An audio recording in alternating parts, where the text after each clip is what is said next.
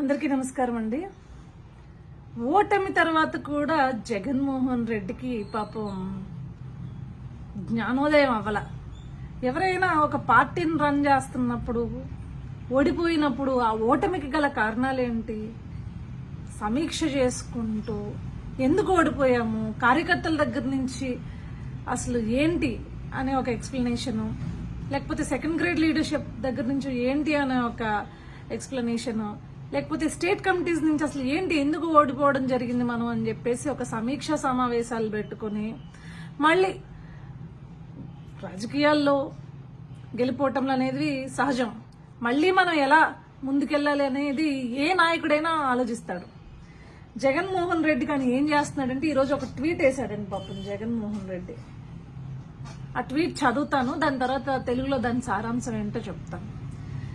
Just as justice should not only be served but should also appear to have been served, so should democracy not only prevail but must appear to be prevalent undoubtedly.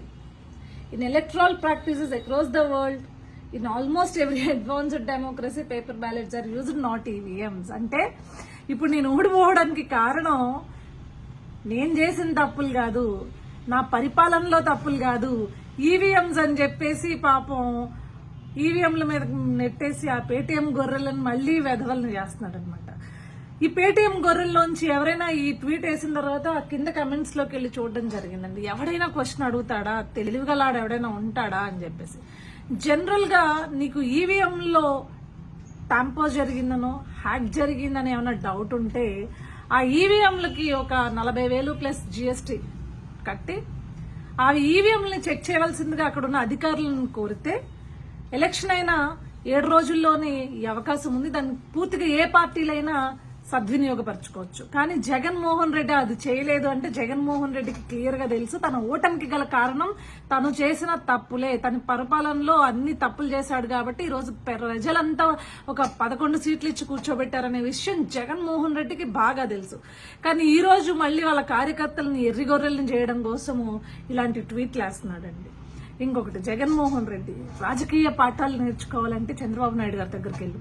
గతంలో ఓడిపోయినప్పుడు మేమేమి ఇట్లా వంకలు పెట్టుకుని కూర్చోాలా, అసలు ఏంటి, ఏం problem ఉంది, ఎందుకు ఓడిపోయాము కార్యకర్తలతో అంటే సెకండ్ గ్రేడ్ లీడర్స్ దగ్గర నుంచి ప్రతి కార్యకర్తని చంద్రబాబు నాయుడు గారు టచ్ చేశారు.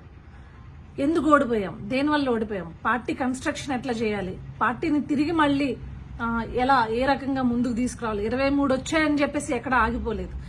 23 వచ్చినా సరే 3వ రోజే మళ్ళీ పార్టీ ఆఫీస్లో కూర్చున్నారు.